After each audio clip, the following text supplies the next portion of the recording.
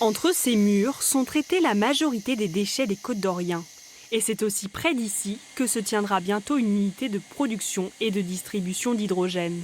Son but, fabriquer de l'énergie à partir de l'électrolyse de l'eau. Elle alimentera 8 bennes à ordures ménagères, 6 voitures utilitaires et des bus à partir de 2021.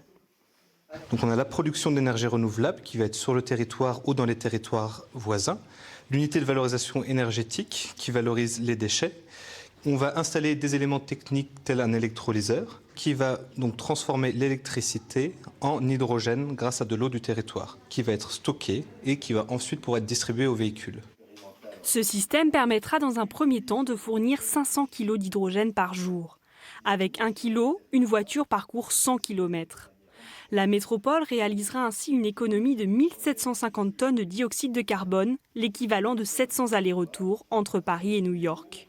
Privilégier cette énergie n'est donc pas qu'une question de chiffres.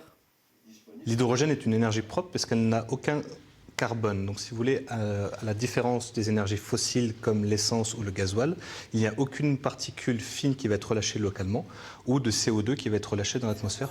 Donc on n'encourage pas du tout le réchauffement climatique, au contraire.